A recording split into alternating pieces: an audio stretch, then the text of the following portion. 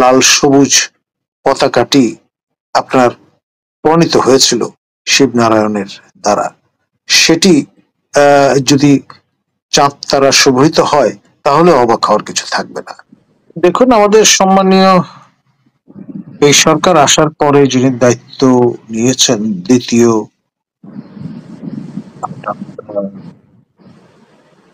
স্বরাষ্ট্র সচিব হিসেবে, তিনি শুরুতে দায়িত্ব নেওয়ার পরে মন্তব্য করেছিলেন যে পরাজিত শক্তির কোনো স্পেস বা খানা থাকে না কিন্তু নতুন ব্যবস্থায়, নতুন বাস্তবতা, এবং সেটি অক্ষরে অক্ষরে আপনার প্রতিপালনের চেষ্টা করতে কসুর করবেন না মাননীয় প্রধান উপদেষ্টার সরকার।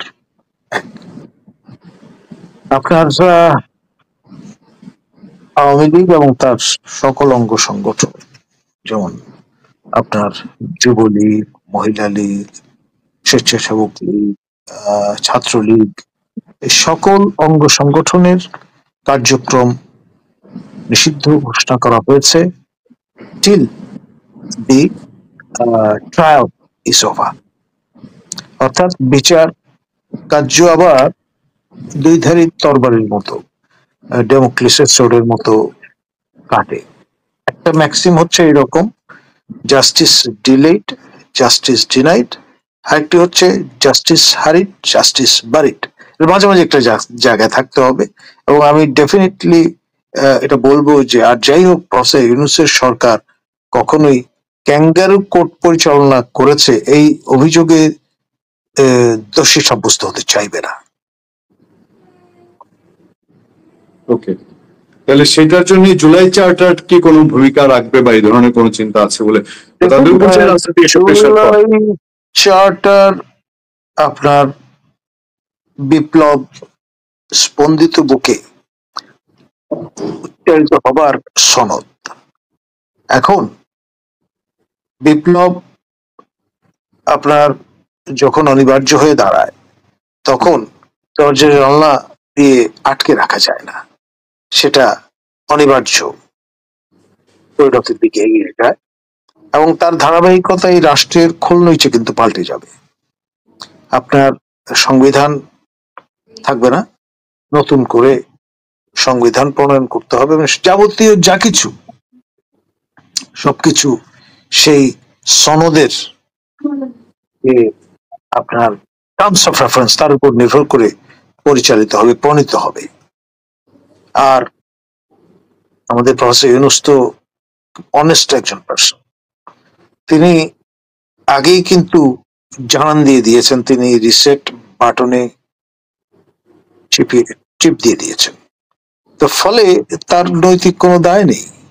ইতিহাস ম্যাটার করে না, ৭১ ম্যাটার করবে না, আপনার ৪৭ ম্যাটার করবে না। আপনার যেই ধর্মের ভিত্তিতে রাষ্ট্রটি সৃজিত হয়েছিল মাশরিকে পাকিস্তান, আবার যেই আপনার রক্তের বিনিময়ে লাল সবুজ পতাকাটি আপনার প্রণীত হয়েছিল শিবনারায়ণের দ্বারা, সেটি যদি চাঁদ তারা শোভিত হয় তাহলে অবাক হওয়ার কিছু থাকবে না। আপনি খেয়াল করে দেখেন, মোস্তফা কামাল আতাতুর্কের মতো মানুষ, যিনি সবকিছু নতুন ভাবে প্রণয়ন করার চিন্তা করেছিলেন, তাকে কিন্তু শেষ পর্যন্ত এই চাঁদ তারা অ্যাকসেপ্ট করতে হয়েছে তার লাল পতাকার আখরে।